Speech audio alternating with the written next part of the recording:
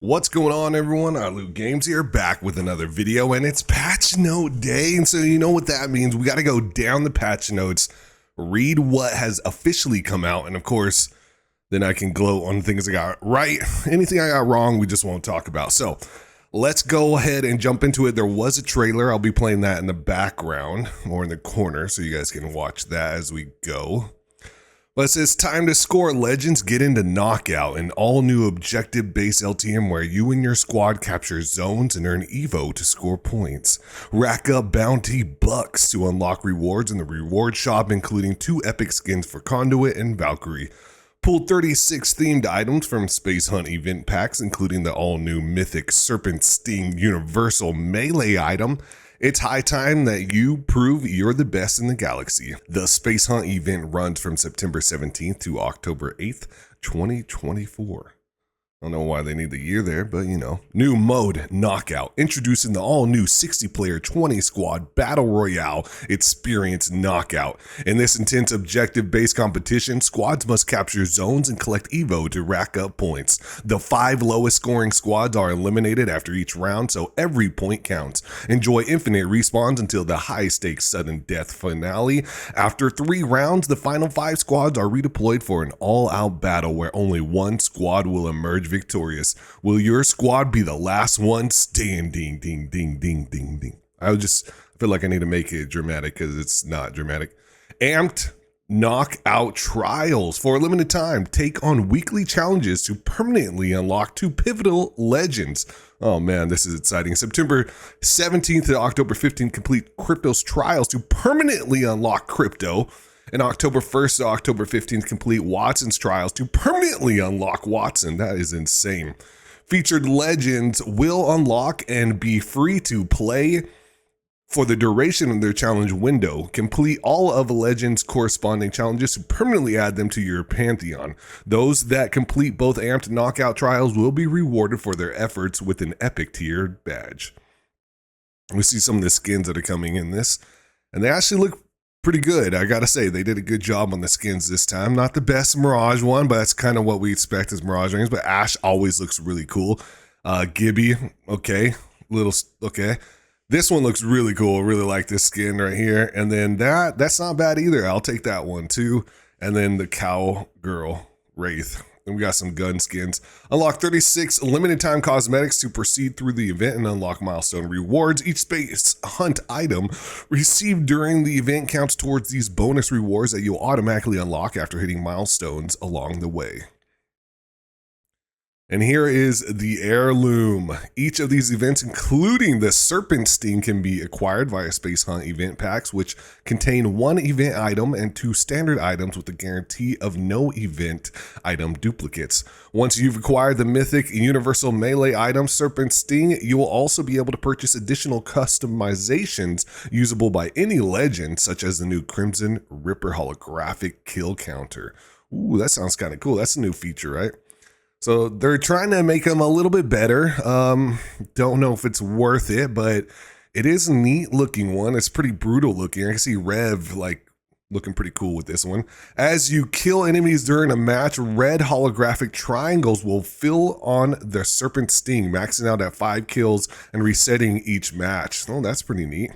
For those who reach the coveted title of Kill Leader, you'll see a unique crown holographic at the top for as long as you retain the title. That's pretty interesting. I'm surprised they don't tease it here, which is kind of strange. You would think that they would, but that is pretty cool. So they are starting to understand we want that kind of in-game evolution of your weapon skins all the time, if not your character skins. That would be the next big one.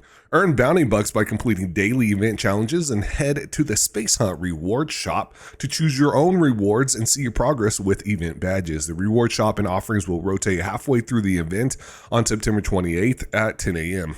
A limited amount of bounty bucks can be earned per day by completing challenges. So this is pretty cool. I do like that they do this where they allow you to earn the points and then you can buy certain free things that you want from the event. I do like that. I'm glad they are continuing to do that. And it does look like there's going to be some interesting skins. This one did look cool in the trailer for Valkyrie, so you never know. Store tab. Explore limited time Space Hunt offers in the store tab. Okay. That's good. We already saw those skins. All right, now here we are to the patch notes. So these are the things I told you about.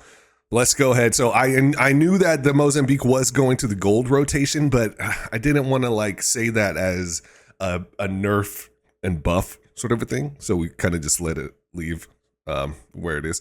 So gold rotation. Now we'll see Akimbo, P2020, EVA 8, Flatline, and Scout. Gameplay updates. Loot bin reset. Added announcer voice line when loot bin reset has triggered for improved clarity. So that's good. Because sometimes it is like a little quiet. The storm's moving. You're kind of, you're not really focused on it.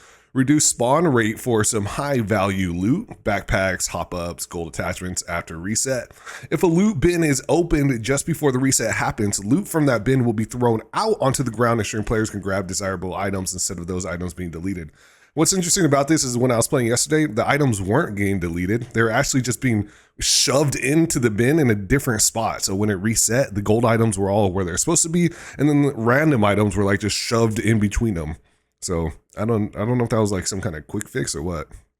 Legendary loot bins will roll fewer gold items via smart loot when opened. Mythic loot bins will roll large healing items more consistently. Updates to legendary gold loot bin spawn logic, which reduces the number of spawn gold bins and more consistently distributes them across the playable space. Dev notes, you should be rewarded for surviving to the late game. More consistent access to high value loot with loot bins has been a great reward. However, the rewards were a bit too generous. We've reduced the rates of the best items that end the loot chase too soon to maintain the value of continuous looting after loot bin reset. Additionally, no one loves the experience of opening a loot bin and seeing something they want, only to have the reset slam it shut in their face. Getting that loot onto the ground ensures you get the full value out of a loot bin regardless of the reset timing.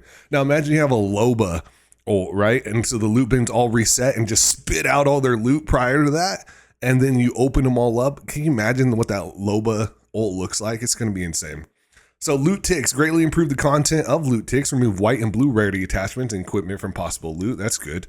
Increase the chances to receive gold weapons. That's really nice. Remove Phoenix kit and hop ups from possible loot. That's good also. Long have loot ticks been a bit underwhelming, yes. We've increased their power to be more on par with other more recent sources of high tier loot. I like that move. The Havoc, remove turbocharger. Hey, I told you guys that was happening. Even after our most recent round of nerfs, the Havoc is still overpowered compared to other weapons. Removing its high value chase item is intended to tamp down its power level. R99 in the care package, damage fall off. I think I told you guys that one too. At 11 plus meters, increase to 11. Improve the recoil though, so that's interesting. I don't mind, honestly, the fall off if the recoil is improved. Ammo that spawns with a weapon will now always be a single brick, but with twice the ammo.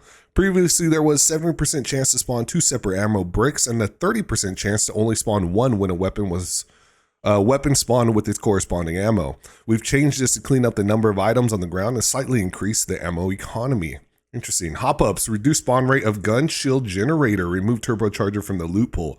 Ultimate accelerant, rarity increased to purple was blue. Reduce spawn rate, increase movement speed while using it. That's interesting. Ult its cells are in a tricky spot. Their power is clear in some players, being able to chain multiple ultimates in a single engagement, while other players will leave them on the ground in favor of other loot. We want all of our players to understand the power that comes with the ult itself, but we also don't want to mess too much with the careful balancing act that comes with Legend ult timing. This change aims to decrease the cadence with which they can be used, while also making their power more obvious and convenient to access. All right, Fuse, hard cap the maximum radius of the scan area to 450, 50+% default and flash surfaces. This allowed mortar targeting on multiple objects within the player control to prevent perfect setups. We gave Fuse the ability to see enemies inside the mortar ring as a quality of life improvement. The scan area would scale as large as necessary to match the area of the ring. This had the unintended side effect of giving a very large scan area when shot on tall objects. Our intention for the ult is to primarily be an area of effectability, not an information gathering ability. So what's interesting about this one is that I saw other people saying that I had said they were going to remove the scan ability. I never said that. I said what they were going to do is they had a fix for scan exploitation, which is this. And I knew this was coming, and yet there was still people repeating that I had said that they were going to remove this scan. Now in my video I did ask, hey, if they remove the scan. What would your thoughts be on that? Or what is your thoughts on if they shouldn't remove the scan? Why is that? And apparently some YouTubers took that and ran with it, put words in my mouth. Rampart, lower delay before you can re-enter Sheila turret. Oh, that's interesting. So we have what, lower delay before you can re-enter Sheila turret to 0.15 seconds was 1 second. So that's a Rampart buff then, right? Revenant, Forged Shadows, reduced shield health to 50 was 75. Activation time doubled. Okay, good. Okay, the shield is now going down to 50. Let's just think about this. We were literally fighting Revenants who had an extra 75 health. That is insane. And the activation time is doubled. Valkyrie, now Recon Legend. Who would have thunk? Fuel tank upgrade now includes a 50% reduction in fuel delay to 4 seconds, was 8 seconds. Gains threat vision while jetpacking, stays on until feet hit the ground. Zipline. Jetpack UI now has a fuel delay timer, more agile jetpack handling that feels similar to Valk's release, various buffs to improve reliability and output from the tactical. So what we see here is that Valkyrie actually got a lot of changes, not just some small ones. I was thinking it might only be the recon change, but it looks like we got a lot more. Aerial Expert was removed. Full coverage moved to level 2, added reduced tack cooldown. New eyes in the sky ignores the LOS check on skydive. HUD scan increases HUD highlighting range by 40 meters. So now we have the eyes in the sky. Enemies are revealed from further away through walls while skydiving. What the heck? That is insane. Can you imagine? You're just diving and you can see people through the walls. Wow. So that makes sense even more so to be a recon legend, and honestly makes her pretty valuable. I'm excited for that one. DevNote, as evac towers rose, Valk's fall from grace was no surprise. After 16 months of everyone having access to more macro mobility, we used this mid-season update to improve all facets of her kit and reevaluate her role as a skirmisher. We felt that gating full ult potential behind upgrades was still an important playstyle decision, and power check for someone with a jetpack for a passive. Do you prefer the combat strength gain from jetpack and tactical upgrades, or will you opt for skydiving upgrades that can help you spot good landing locations in crowded in-games? Regardless, threat vision while jetpacking and her skydive HUD solidify her as a unique recon pick. They can have the ground, I own the sky. I would love to hear your guys' thoughts on this. Is it a good change? Because that seems absolutely insane. I love this. It makes me want to have a Valk, because you're not only landing now, scanning the enemies that were in the area, now you know where every single person is coming in. So late game, that is extremely valuable information. Maps. Now we have pubs in ranked E-District, Olympus, and Kings Canyon. Modes, duos returning on the 17th, available until the end of Shockwave. New mode, Knockout. New 60-player 20 squad, points-based BR mode. Squads capture zones and collect Evo turn points. 5 lowest scoring squads are eliminated at the end of each round. Players, oh, poor Kev, he's never going to get to end it. Players have infinite respawn until the sudden death finale. After 3 rounds, the remaining 5 squads are redeployed for a sudden death finale. Last squad standing wins. Mixtape rotation, blah, blah. You can go here. I'll just pause for a second. Also, I'm going to link the patch notes down in the description if you want to go and check them out yourself. Ranked has gone through many different layers through the years, and of course, every player has their favorite rendition. At the end of People, we stopped baking you ranked cakes and started baking you rumble pies. It was a limited time run, and some of you ate the pies, but realistically, everyone that comes to the cake shop is there for cake. To cut the metaphors, our very first ranked rumble was met with rumbles. It didn't deliver or align with why you're playing ranked, grinding for that sweet, sweet icing RP. Let us know about this. You let us know about this misalignment, and it was also reflected in our participation data. We set out to create a competitive experience that would offer a different flavor, and we missed the mark. Ranked Rumble will not be going live today or at the end of the Shockwave season. We're going to take it offline and rework some of the fundamental systems to allow for the following goals to be achieved. Ranked Rumble should add to the existing rank experience, not be a substitute. Provide a way to earn bonus rewards for competing directly against other players in your tier. Provide an opportunity for meaningful competition and comparison once you have reached your skill cap. Capture some of the top predator placement magic at every ranked tier. Create some of the best matches that Ranked has to offer by bringing more players together.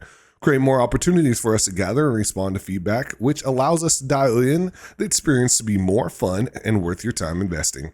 Ranked Rumble will see the tentative return next season. We hope you'll continue to enjoy Shockwave's Ranked and look forward to us talking about Ranked Rumble again in the very near future. And then we have some bug fixes.